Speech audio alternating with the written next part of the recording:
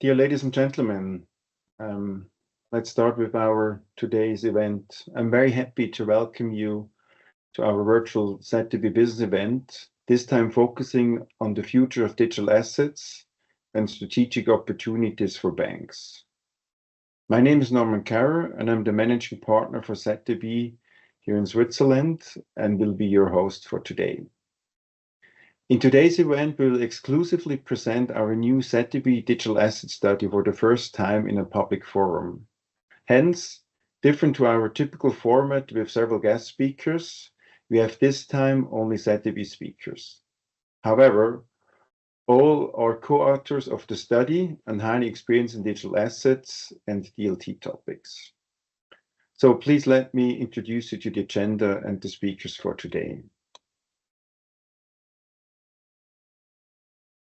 As you can see on the slides, first, my colleague Cedric Lüscher, who is the zeb topic leader for digital assets in Switzerland, will give you a quick overview on the study setup and background, and then will directly present our view on the evolution of digital assets markets from a past and future perspective. After that, Max Willemroth, who is a member of our digital asset practice group, will explain to you how banks and providers have and can navigate around the increasing regulatory requirements in the DLT and digital asset space, especially from a European and also Swiss perspective. The third speaker will be my colleague Christian Rössler, who is also a member of our digital asset practice. He will give you an overview on the shaping landscape of digital asset service offerings and the required infrastructure behind it. And finally, my partner colleague and head of our digital asset practice, Julian Schmeing, will conclude the presentations with a so-called reality check and what the implications for banks and providers are, including a wrap of our Q&A study. So before we go into the first presentation, please allow me to give you one last remark. If you wish to ask questions, please use the chat functions here in Teams. The various questions will be read by our team, are consolidated and used later in the Q&A session. So with that, I would like to hand it over to Cedric for the first presentation. Thank you very much, Norman. Now, before I start with my content part, I'd like to share a few thoughts on the study setup and the methodology.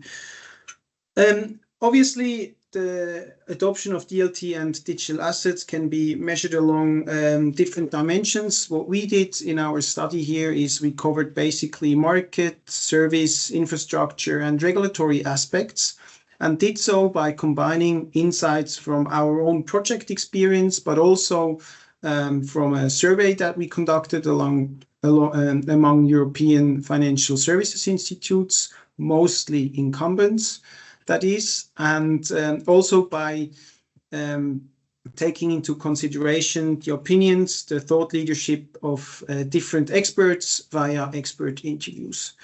All in all, our study covers 6 countries, that is Germany, Switzerland, Austria, Liechtenstein, the Netherlands, and Luxembourg, and covers financial institutions that manage an aggregated asset amount of roughly 5.5 trillion euros. The study participants were mostly C-level executives in our survey and also the expert interviews. And if not C-level executives, digital assets heads or related subject matter experts. Interestingly enough, roughly 30% of our participants stem from universal banks, roughly 25% from private banks. We also had a lot of fintechs participating. So I guess the message that I'm trying to convey here is really that it is a meaningful study and also well-founded study. But I think that's enough for the study setup. So let's now start into DLT adoption, past and future.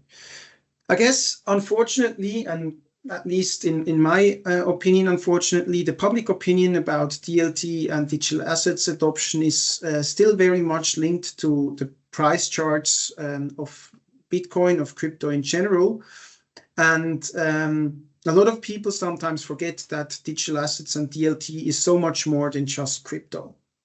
As you all know, from 2021 until the end of 2022, respectively start of 2023, we did have a crypto winter that definitely influenced the public opinion of the entire industry.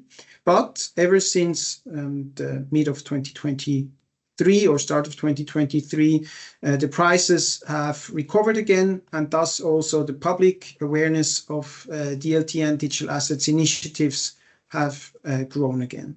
Importantly, despite this very volatile price curve in the crypto markets, in the background, a lot of financial services institutes in Switzerland, Germany, and elsewhere in Europe have remained working on related initiatives and have also therefore tried to transform the capital markets industry and other aspects of the financial services industry. Now, if we go to the next slide, it is quite interesting. If you ask our study participants, actually 75% of all institutions that we covered do expect that DLT and digital assets will significantly, at least significantly transform their existing business models. Meaning also that they are aware of the fact that they will need to start, that there is a need for action, and that they will need likely to start DLT and digital assets related initiatives in order to not miss the leaving train. And it is thus also not surprising that, again, 75% of our participating institutions from private banks, asset managers, etc., also said that within the next 3 to 5 years, they will start related initiatives. Hence, you can now ask yourself whether your institution is among those, or whether it's still maybe lagging behind a bit, whether it's got a topic on I don't know, a trend radar or something similar. But yeah, this just gives a first indication on where the industry is headed, and also, quite importantly, where I guess further expertise, further knowledge may be required either via external support or then also in the institution itself. It is also quite interesting, as a matter of fact. Only yesterday I read a report from Coinbase, basically stating the same, that within or among the Fortune 500 companies in the US, roughly 60% of all those companies currently have on-chain initiatives going on, again underlining that DLT and digital assets is not just a mayfly, but rather something that's here to stay and something that your company should be dealing with. You may now wonder what types of digital assets are actually relevant to financial services institutes. Obviously, the most prominent digital assets are cryptocurrencies, crypto assets. They have been around for well, now more than 15 years with Bitcoin, for instance, but there's so much more than just crypto. For instance, in the last 2-3 years, financial services institutes, especially capital markets intensive businesses, have been talking a lot about tokenized securities, meaning tokenized bonds, tokenized shares, money market funds, etc., and have actually put a lot of effort into bringing the existing capital markets on chain.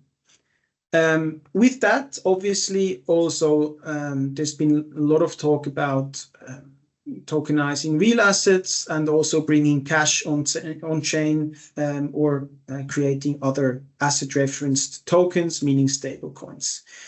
When we asked our study participants, well, what share or how do you see the future of these types of assets in your service offering, is again not surprising that a lot of those said that crypto assets will likely play a future, tokenized securities as well, meaning bonds, shares, etc., while tokenized real assets and stablecoins are not so much in the focus. Let me maybe share a few thoughts on those. Importantly, if anyone wants to enter into DLT and digital assets, they should have a basic understanding of crypto assets and should also be able to handle those. Because ultimately, if you try to interact with the blockchain, you will need to handle also transaction fees, and those are mostly paid in crypto assets. Secondly, it is also not surprising that capital markets intensive businesses, meaning asset managers, etc., share a great interest in tokenizing securities, thus the 65% that are visible here. When we then move on to tokenized real assets and stablecoins, the interest was not or is not so high as it seems. For instance, talking about stablecoins, this is likely a result of the traditional roles that have been associated with banks versus the central banks, where central banks have been responsible for regulated cash in the past. Be as it may, what is quite clear is the fact that there is a huge opportunity arising from digital assets. We from ZB expect that until 2030, the investment market for digital assets will account for roughly 3.7 trillion euros within the EU and also Switzerland. So again, showing a huge potential that financial services institutes can profit from. Now, again, moving on to the next slide, you may ask yourself, what is the main driver to actually enter into DLT and digital assets? And quite closely linked to the answers that we presented before with regards to the interest into tokenized securities, it is also not surprising that most financial services institutes in Europe seem to be interested rather in process optimization and client retention, rather than actually unlocking new revenues by starting DLT and digital asset initiatives. Here, maybe a side remark.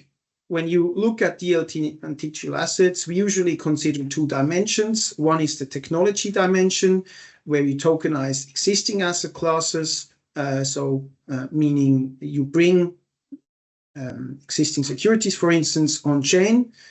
And the other one is a product dimension, where you unlock a new asset class or new services that's mostly related to crypto and hence also to new revenues.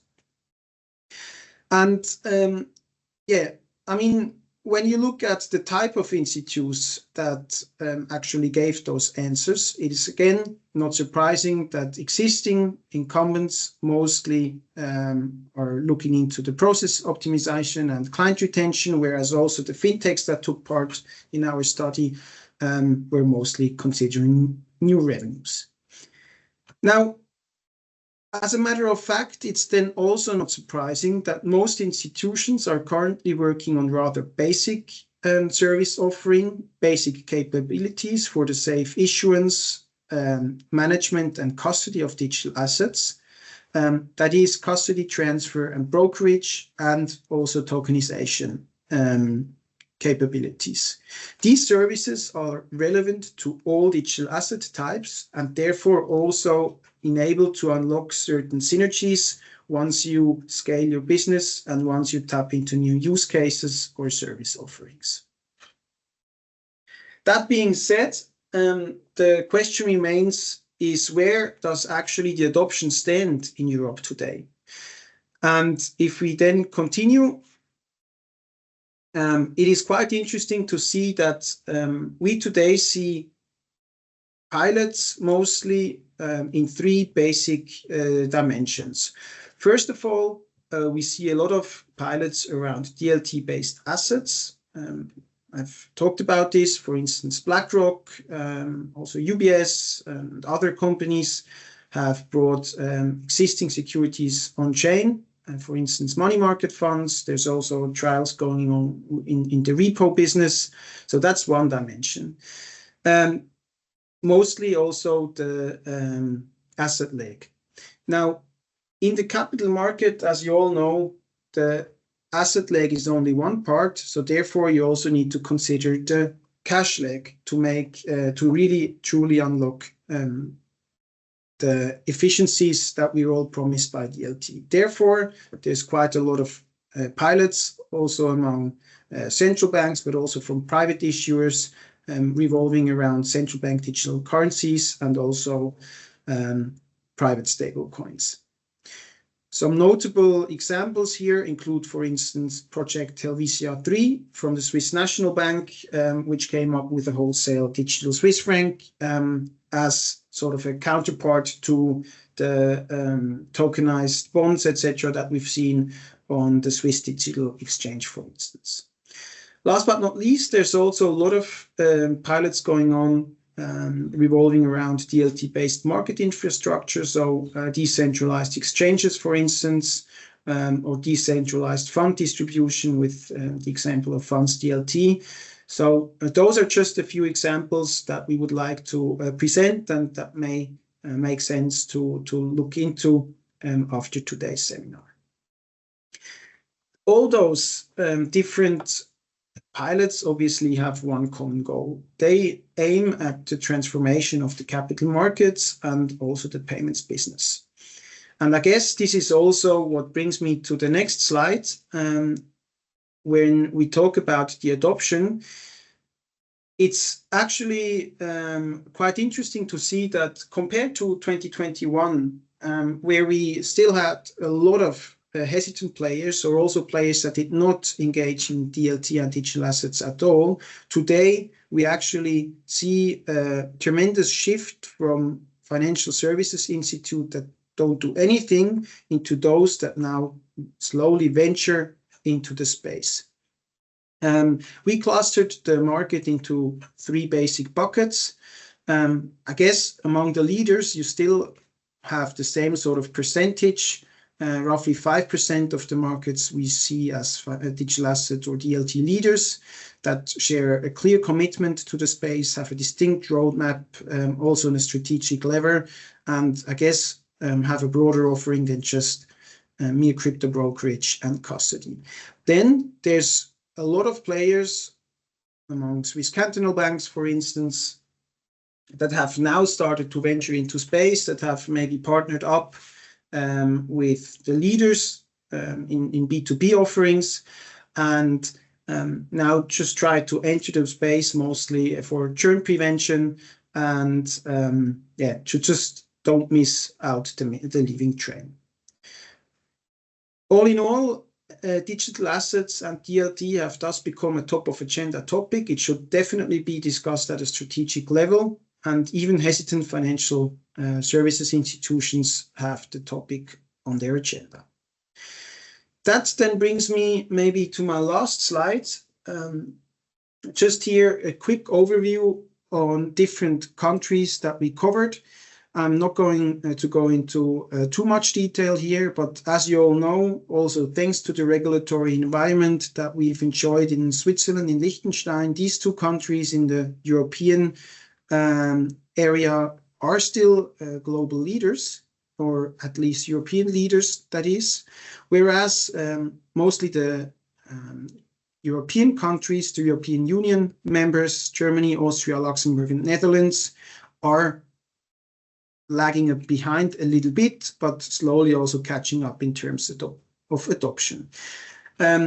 Here, Max Wilmeroth is going to talk a lot about regulation in the coming presentation. And the reason, I guess, why now we also see a lot of adoption going on in the European space is actually because of the harmonization efforts, thanks to the markets in crypto assets regulation in Europe. With that, I am now at the end of my presentation, and would like to hand over to Norm again. Yeah, thanks a lot, Cedric. We're going to have a more intensive Q&A session at the end. I just have one question. Which in you are the countries with the highest adoption, and particularly also which institute types have the highest adoption that came out of the study? Maybe just let's talk about the institute type first. It really depends on which asset type you look at. Regional banks, private banks share probably a higher adoption when it comes to crypto offerings towards their clients, whereas large banks, capital market intensive banks have rather gone for efficiency gains, meaning also tokenized securities. And there, obviously, the state is still more explorative. Now, when we come to the countries, I've said that a little bit before. Switzerland and Liechtenstein have a high institutional adoption, or the higher at least than what we see elsewhere. But that is not to say that, for instance, in Germany, there's not a lot of effort going on. Again, with the coming into force of the markets in crypto assets regulation, for instance, in the European Union, we do expect a structural shift in the competitive landscape also for the coming years. So it will remain interesting. All right, thanks. So let's go to the next presentation. Max Wilmeroth is going to talking about how to navigate in the increasing regulatory requirements. Max, over to you, please. Thank you very much, Norman, for the quick introduction, and also thank you to Cedric for the overview on the digital assets market. So, as already stated, now let's have a look on the regulatory landscape. So, obviously, the regulatory framework of the European market has evolved since the establishment of DLT and digital assets, and is obviously still not in its final form. The DLT and digital assets industry will gradually develop into a regulated business to meet all its requirements. And this is especially important because regulatory clarity allows regulated financial service institutions to address DLT and digital assets with a sufficient confidence. So if we have a look at the EU, we see that the standardized regulation is being established by the MiCA, which will come in place in next year in 2025. But until then, and currently, all the individual nations are separately regulated, as we have illustrated here by using the example of Germany. The classification and the marketing of the digital assets in Germany is regulated by the KWG and the EWPG for the special form of electronic securities, which is, as we know, a special digital asset type which only exists in the German regulation.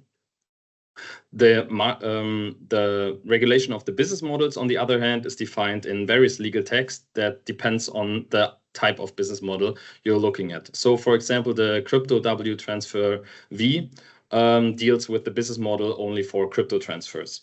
And when we look at the market infrastructure, that was previously regulated since 2023 by the DLT pilot regime, which also will remain in place after the MiCA comes into place. So all in all, European nations outside of the EU remain independently regulated, but also can obviously have a look at the MiCA as a guide. So such as Switzerland via the DLT Act, or Liechtenstein via the TVTG, which is, by the way, the world's first DLT law that got introduced. So definitely the MiCA will help to harmonize national differences within the EU and will also serve as a kind of a guide for non-EU countries. So, as I mentioned, let's have another look at what the replacement of the previous EU regulation by the MiCA means. So, first of all, the implementation of the MiCA obviously positions the EU as a secure and one single practical market.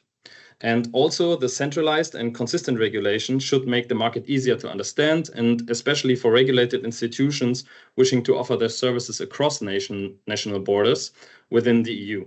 So, in addition, the MiCA sets an up-to-date and we would say even a bit higher overreaching regulatory standard. However, this comes with the requirement that the need for greater action by the financial institutions to also meet these requirements. And especially for non-EU institutions, dealing with the MiCA at an early stage is really required, because otherwise they run the risk of being left behind by the EU, or maybe can't offer their services inside of the EU anymore if they don't obey to the MiCA rules. So with the MiCA coming into place after a long time, financial institutions are finally finding the necessary legal clarity of the business in the EU. When we look at the next slide, we see the 6 countries ZDB have listed as one of the currently best positioned countries inside of the EU. But it's important to mention that despite the harmonization, there are still likely to be major differences in practice between the different countries. So, for example, regulators in France or in Austria are very well prepared for the MiCA because they already have dedicated crypto desks inside the regulatory offices and also bring the corresponding expertise. Other countries, on the other hand, are not that well prepared yet. But we can say that the attractiveness really depends largely on the interpretation of the legal text and the attitude towards crypto business. So when I bring an example for that is that even if there are fixed deadlines for the processing license application provided by the MiCA, there are still certain tricks the regulators use for supervisory the regulators use to delay these processes. So, for example, it can always be claimed again and again and again that applications are not yet complete, which can be annoying if you are really dedicated to the nation you want to apply your business to. So, we also asked in our study survey our participants to name their biggest challenges and hurdles in regards to implementing digital assets and DLT. And regulatory issues were often at the top of the list. On the one hand, the regulatory uncertainty was pointed out. So this is probably due to the significantly large regulatory frameworks that exists. The MiCA will definitely help on this point. And but nevertheless, still there are various gaps open, which creates uncertainty. And what's interesting is that, on the other hand, the need for regulatory requirements was also expressed by the participants. So we can read that the financial institutions want obviously a fair competition, which can only be ensured on the financial market through standardized rule book everyone plays along. So one example for this is in regards to the transfer of digital assets. Even the travel rule on the technical requirements for that, for the data exchange between 2 institutions during an asset transfer, are already implemented. There is no real market standard yet set on the market. So even after the FATF recommendations, the industry is still focused on manual data exchange workarounds. This is probably because it's just convenience to the financial institutions. So as a result, these challenges create an increased need for niche knowledge for the financial institutions, which is why we think that talent attraction will play a very important role in the future. Also, new regulatory requirements will also require mandatory licensing, as well as the integration of the new requirements into existing internal compliance infrastructures. And this all obviously causes some cost pressure due to the additional work that is involved with these initiatives.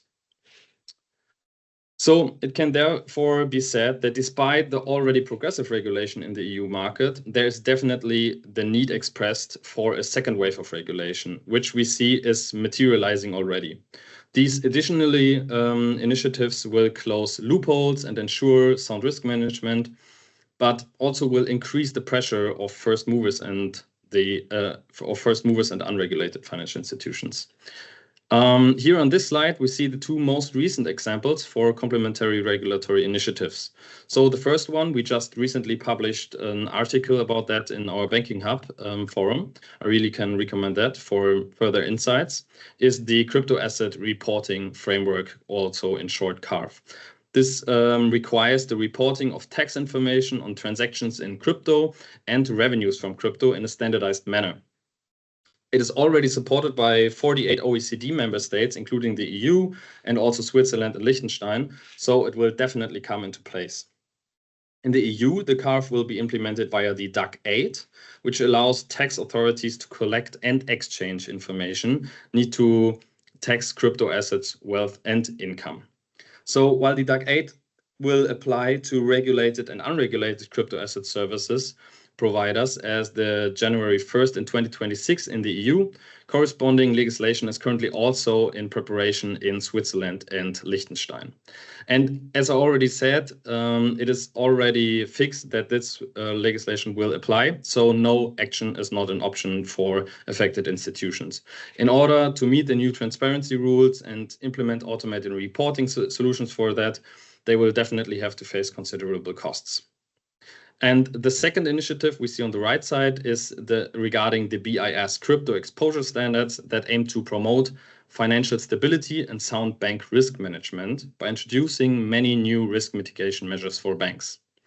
The new standards separate digital assets into two groups, and this depends on the specific capital requirements that are underlying. So Group 1 requirements are based on the risk weights on underlying exposures, and Group 2 digital assets is more subject to the risk weights of up to 1,250%. The Basel Committee already requests national regulators to transpose these standards into national law until 2025 in January. But to be honest, we think that considering the current state of adoption and the timeline, this seems rather optimistic. So let's see what this brings.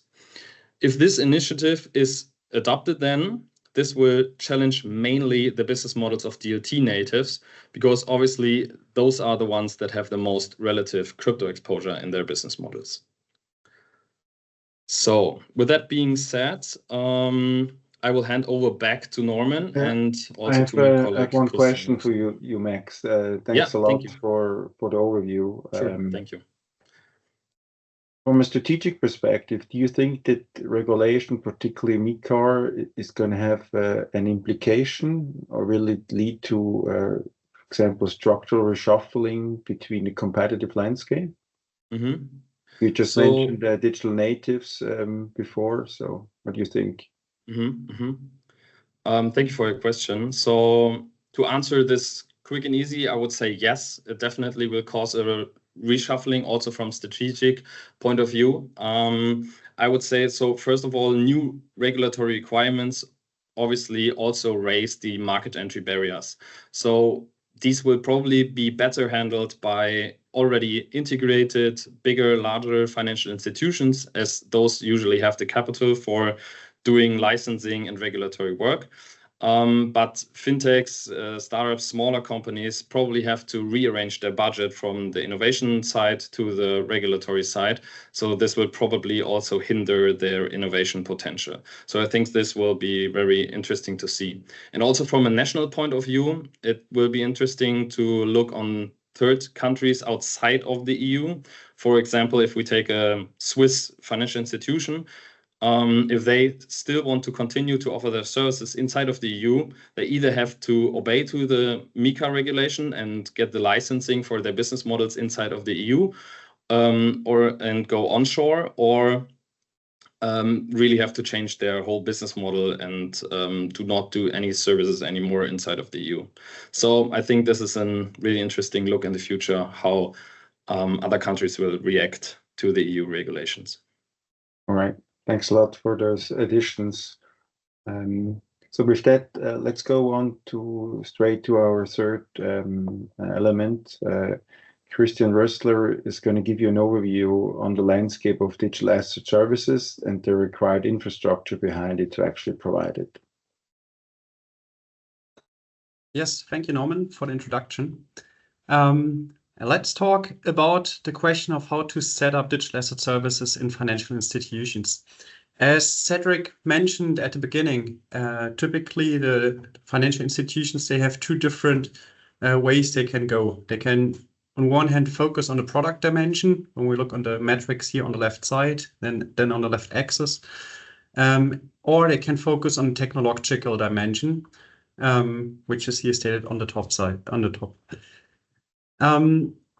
Let's focus first on the financial institutions which are focusing on the product dimension.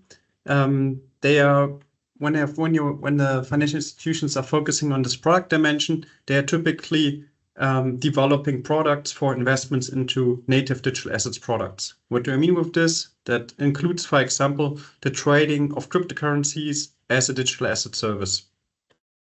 Here we see that especially smaller financial institutions and fintechs, they often pursue this product dimension, and they are focusing especially on realizing new revenue potentials by increasing, for example, sales, as we can see here on the right side. It's also one of the main drivers, or when they're focusing on acquiring new customers. This product dimension is also focused from these smaller financial institutions and fintechs because it can be quite quickly developed via corporations with third parties or other crypto native fintechs, for example, as these third parties can provide pretty good technical solutions and offer outsourcing agreements with these fintechs and smaller financial institutions. Besides that, some other financial institutions are focusing on the technology dimension. And here, these financial institutions are especially aiming on building a DLT-based infrastructure. And on this infrastructure, the financial institutions can subsequently develop their own product offering of digital assets. The investments in a DLT-based infrastructure is seen here on the top right side of this matrix. What do we mean with this? Here we are thinking especially about tokenization processes, which means that there will be some development for the representation of traditional securities on DLT-based networks and offering of digital asset service, for example. We also observed that especially strong financial institutions with also focus on capital market activities are focusing on this setup of a DLT-based infrastructure. And here they also have to do a certain investment upfront for developing this infrastructure. We see also that the financial institutions who are pursuing the investments in a DLT-based infrastructure, they are also focusing on the optimization of processes. That means here we see that the DLT-based infrastructure is offering advantages in terms of automation and also of the involvement of fewer intermediaries into value chains of capital market-based products. We have also to see that especially the financial institutions who are building up their DLT-based infrastructure are also focusing on holistic digital assets offerings. Here, after the initial investment case of the buildup of the infrastructure, more resources can be put onto the development of the digital assets offering. And this new advanced services can be added quite quickly and also with not that much resources.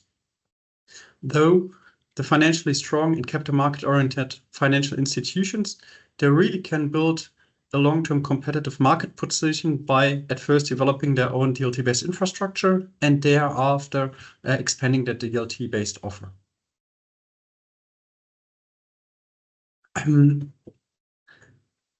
But before the digital assets are launched, there have to be some basic functions which have to be built up for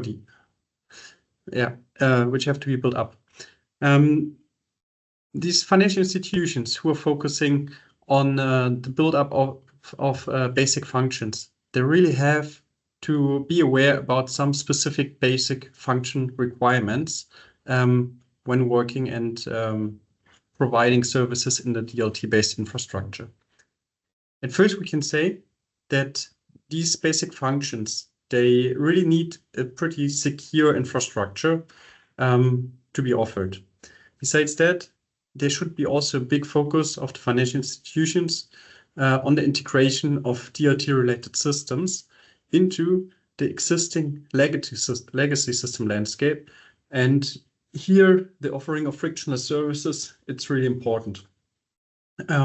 Also, some minor issues which seems to be of no importance, such as, for example, the handling of decimals of cryptocurrencies, they really need to be emphasized on and also discussed with relevant stakeholders, because otherwise there will be some issues between the legacy systems and the new DLT-related system. Besides these requirements, we also observed that the financial institutions who would like to go from concept to go live have to go a long way. Therefore, we see that a strong digital assets commitment is really needed within the organization itself, because after a digital assets related product is started, here for a basic function, there will be incurring upfront costs and also some pretty specific issues will be probably arising. So these requirements and also commitments is really necessary before building up basic functions. When we are looking here on the right side, with the basic functions, we are seeing that financial institutions are typically focusing on custody solutions and token transfers at the beginning. Here, it should be said that the custody solution should be really clear about which DLT-based products the custody is intended for. And we also observe that quite often the financial institutions are focusing on the custody of Bitcoin and Ether at the first step, so on a crypto custody solution. After the solution of the custody for cryptocurrencies is established, it can be expanded. It can be expanded in the direction that there will be more cryptocurrencies which will be kept under custody, or also that new asset types are kept under custody, such as tokenized real assets or tokenized securities. Thereafter, also the basic function of tokenization can be set in place. So here we can see, for example, services for the issuance, the custody of DLT-based bonds, or also fund shares, or even tokenized real assets. Besides the focus on tokenization, also trading services can be focused to build up after the basic functions are set in place. When we are looking on our sample of the DLT and digital-based adoption of the different financial institutions with whom we have been talking about, we figured out some specific things, such as that especially large banks with a capital market focus, they are really focusing on building up an advanced or even holistic digital assets offering, and they are really focusing on their own infrastructure. That means they are ramping up a lot of investments to going into the digital asset space. Small and regional banks, they are rather focusing on the rapid integration and also monetization of crypto products, and they are especially cooperating with infrastructure providers in this process. We also observed that some fintechs that have positioned themselves very early and expanded their digital asset services thanks to the early fruits they have been taking from their offer to customers, that they have had a head start in developing their digital asset services, and that they are still a bit ahead of the curve. Overall, really have to say that also when we look here on the right side, that many financial institutions are currently driving forward their certain digital asset initiatives. And with these initiatives, there are also a lot of significant investments are going along. We therefore see also that the adoption and the offering of digital asset services and the underlying DLT infrastructure will increase in the coming years as more and more piloted projects will go live, and the go live services will be expanded thereafter. So a lot of dynamic here also within our surveyed institutions. And yes, there's a lot of interesting stuff coming in future. Thanks a lot for that, Christian. And before we go on, I have just one question. Looking at this chart on the right-hand side, it stands out that stable coins are not mentioned heavily by the players. So one could conclude that at least the players that participated in the sample, that stable coins are not relevant for them. What's your view on that one? To be honest, I actually disagree a bit with your statement. Even though it might appear that stable coins are not so super relevant for all these financial institutions, we have to acknowledge two different factors when we're looking on the sample and also on most European financial institutions. typically, stablecoins offer functions which are serving the cash leg of DLT-based transactions.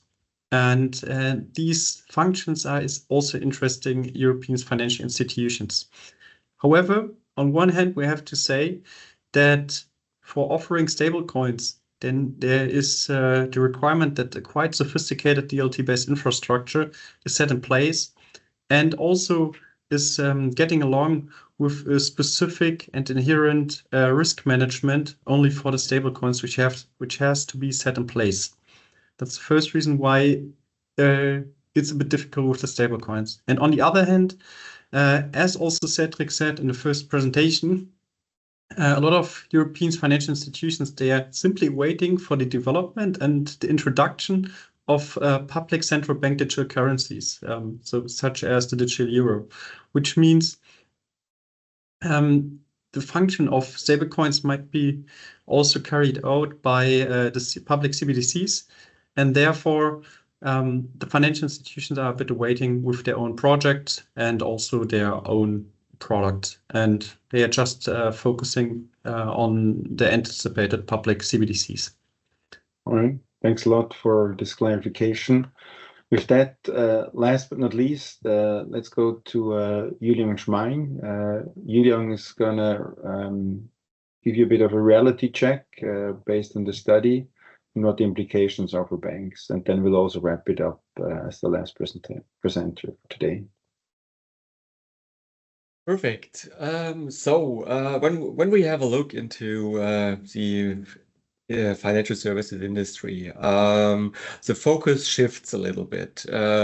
When we had our first project a couple of years ago regarding digital assets business models and crypto, there was a lot of discussions about how to build up trading solutions, brokerage solutions for digital currencies or cryptocurrencies such as Bitcoin, Ether, etc. But the focus shifted in the last 1-2 years. And asset tokenization is a very much discussed topic. But is that really a topic a bank should focus right now, or is it a topic for the future of the capital markets value chain? That is the question I would like to discuss in the next couple of minutes during my presentation. With our study, we also talked about the potential cost savings for DLT-based capital markets infrastructure. As we pointed out in the previous presentations, there is this possibility to issue all types of assets on a DLT basis, and banks really want to focus on cost-saving potentials because the DLT-based settlement systems, etc., are promising to reduce the operating costs related to the existing capital markets infrastructure. I think this point is very much discussed with several studies out there in the internet. So we really wanted to discuss with our clients and with the study participants where they really see the cost-saving potential. And it is roughly about 25 to 50% along the value chain, especially in terms of processing of orders and trades in the future, because you don't have too many reconciliation processes in the use of a DLT capital markets value chain. But we still have a long way to go, because that could be really high cost-saving potentials, but we do not see it right now. It's just for the next couple of years. As Cedric pointed out in the study design, we asked the student participants what do they really see in the next 3 to 5 years, so a midterm perspective.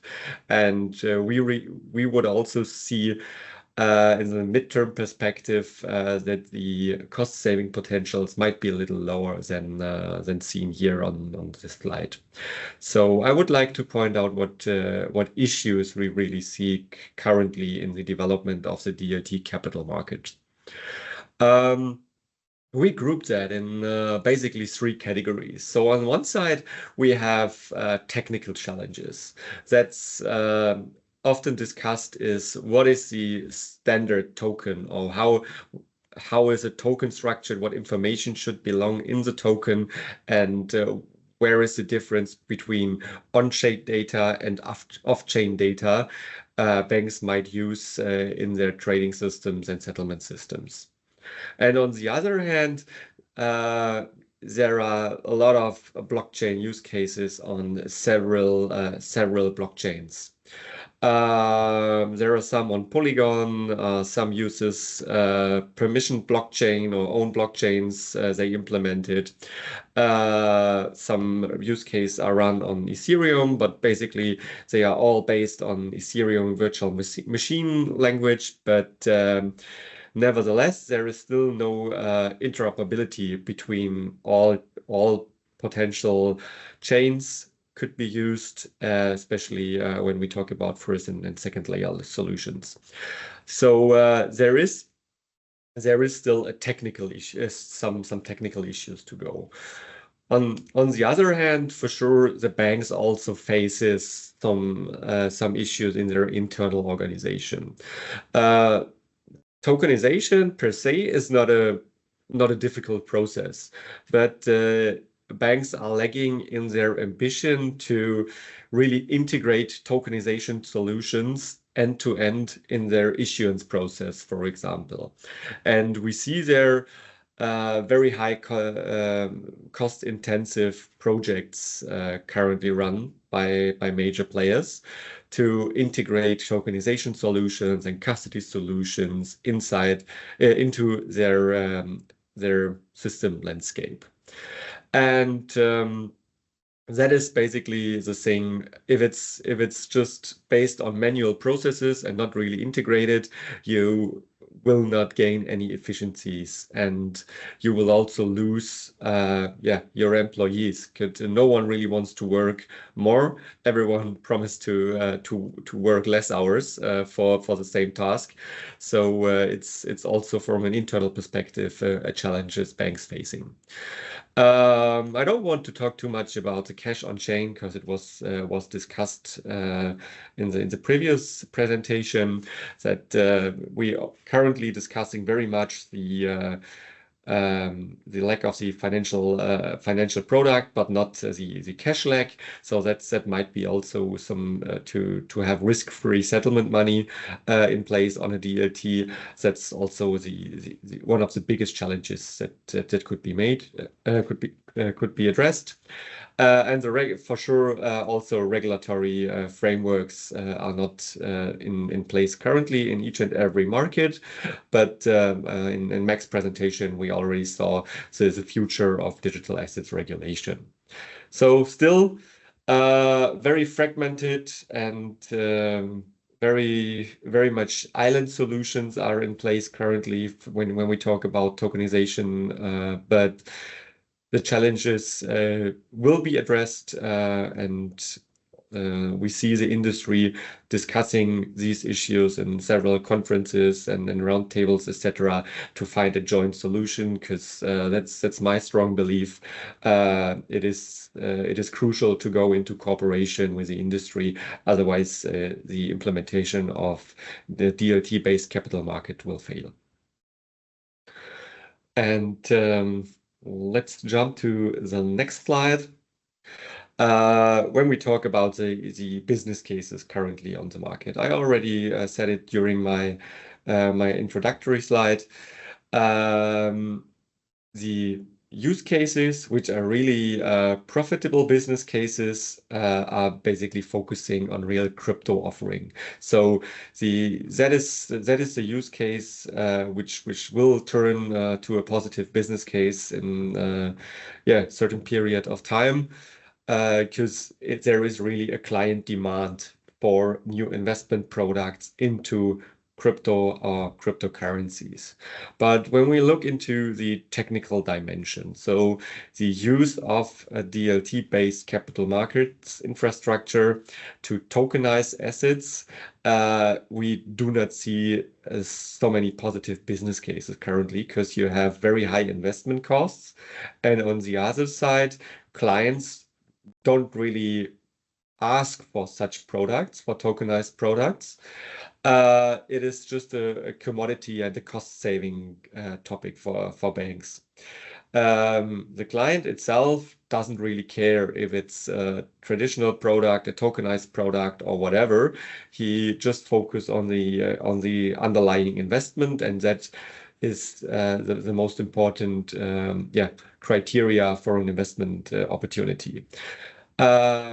So on the long run, we are convinced that DLT capital markets will be the future, but we cannot promise you positive business cases when implementing those type of services in the near future. But it is for sure relevant to have at least an idea what is bank's perspective on this topic, and what is also the impact on their own value chain, to identify also their future point in the value chain for the capital markets infrastructure. And this is also our approach when we talk with our clients about the implementation of digital assets solutions.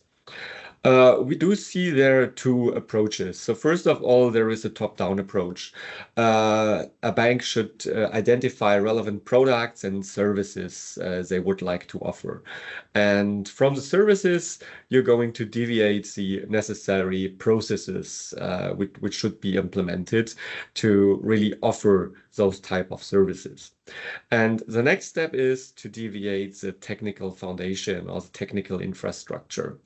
And the case is that only one use case or one service will not turn the business case into the positive area, because there are high investments regarding the technical infrastructure.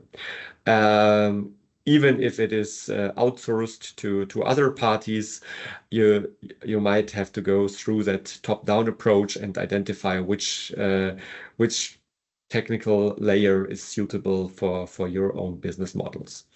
And then we see that the bottom-up approach, once you have the first use case in place and a technical infrastructure in place, it should be agnostic. So it should be really easy to set up new processes, enhanced processes, and new services. So the most easy solution is, Christian pointed it out, there are three basic capabilities. So the tokenization, transfer of digital assets, and the custody of digital assets. The most easy use case is the setup of a brokerage solution. So brokerage for Ethereum, for example, and you set up the custody infrastructure. And the next additional topic could be on, for example, the advisory in cryptocurrency. So you need more processes and more services, but you can use the technical infrastructure you already set up. And another topic would be when you have a crypto custody in place, that would be the first step to also address staking as a service, for example. So it's really necessary when we develop the long-term strategy or the long-term perspective with our clients to focus on the top-down approach and on the bottom-up approach to really put the things together. And I would like to close it with three major topics to address or challenges. So the window of opportunity for early market entry is closing currently, because more and more financial institutions are going into the market, and especially MiCA will set a level playing field especially for incumbents, that it might be very easy to enter the market. So the window of opportunity for at least for basic offerings is closing. The time for silo-like pilots is also over, because with manual processes and just a press release, you will not gain any business in the future. And our recommendation is that financial institutions need holistic frameworks and real business cases for their ambition in digital assets, especially to identify the risks to their own business model. Because if you're not aware of the future capital markets value chain in terms of digital assets, you might lose business in the future. So it's really necessary to identify the issues. That's from my side regarding our study and the conclusion. Thanks a lot, Julian. Before we move on to the Q&A session, I have one question directly for you. Looking at all the challenges with regulation, technology, different kinds of market demands, why would you still recommend, particularly to traditional players, to enter the DLT and digital asset space, or is it really required from that end? So I would not say it is required for each and every financial institute to go into a digital assets business model from now on, but it is completely necessary to understand the risks for their own business model associated with digital assets. Otherwise, if you don't take the decision, I just leave it as it is, and let's see what the market will bring. Some other players might take my share of the value chain, and the bank will definitely lose business in the future. So it's really necessary to discuss that topic on a strategic level and take a structured decision-making process. Would I like to go into a digital assets business model? Is my business model affected by digital assets? And what is my ambition and the next steps? That is clearly my recommendation, that it is necessary to at least run a project on a strategic level. All right, thanks a lot. So with that, let's go to Q&A session. As Cedric just wrote into the chat, if you from the participant side have any additional questions, please let us know. We received some questions before the presentation, and the first one was around infrastructure. That's maybe one for you, Cedric. What are like the first approaches, how to solve the problem with standardization and infrastructure? Do you have a view on that one? Sure. I mean, as Julian rightly pointed out, the biggest issues out there are really currently standardization, token standardization, and then also the interoperability of different chains, also of different layers within chains. And I guess that's where the industry currently needs to work on. One aspect of it is really the collaboration, the co-opetition between players. But other aspects are also to come up with certain technical solutions that allow to combine then different blockchains. I'm here, for instance, thinking about Chainlink as one example. That's an interoperability solution.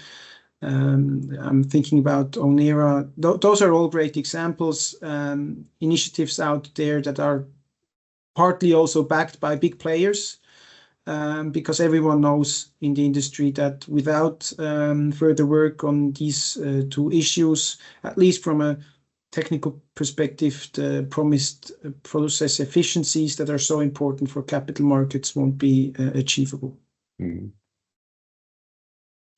Another question we received, if it's really required to deal with crypto assets when talking about DLT initiatives. It's maybe one for you, Julian, to answer. So for sure, it is necessary to deal with that, because when we think about how transfers are made on a blockchain, or how the minting processes work, you always have to pay, so to say, in the currency of the specific blockchain you use. And with that, you definitely need such gas fees or transaction fees to pay. So it is necessary also to think about the crypto topic in general. Because if you don't really want to do it as a business model for your clients, you have at least to think about how you will do it with these transaction fees, and for your own trades, or for the deployment of smart contracts on specific blockchains. Okay. Maybe also adding to that, I think this is actually quite an interesting question that every major institution will come across when dealing with DLT and digital assets. So we very often in our projects come across situations where a bank would like to deal with tokenized securities, for instance, but hesitates to deal with crypto. And here we can only say there is today ways of mitigating the risks that are associated with crypto. And as Julian pointed out, it is absolutely necessary. So what some players think about is to outsource this gas fee solution, to source it from a different player, whereas I guess the more long-term version or solution would be to obtain gas fees itself and being able to really deal with that kind of digital asset as well. I think I see there's another question in the chat. Where is the future in banking? FS-specific chains such as Canton Network or Swiat versus probably permissionless. Maybe Julian.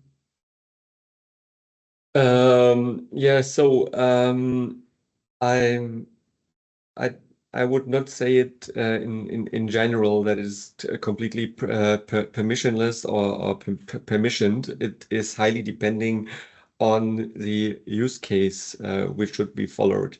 There are already some private markets products, etc., which could be useful on a permissioned blockchain, but the thing is, it still has to be interoperable to other blockchains. So it should, even if it is a private blockchain, it should play as according to the same rules as the potential future market standard should play. Otherwise, banks have to build up several types of infrastructure, and that will decrease the cost-saving potential. Okay, thanks for this. There is another interesting question in the chat. Digital assets are like liquid marketplaces. Do you have a take on this one, Cedric? How this is going to develop or not? Sure, it's probably the holy grail currently in the markets, and that every player is asking itself, well, this is one of the main value propositions of DLT. Why hasn't liquidity been achieved just yet? And it is also, by the way, a question that we as a Swiss Blockchain Federation member are discussing with other institutions out there, banks and also interest the interest lobby of the Swiss Blockchain Federation.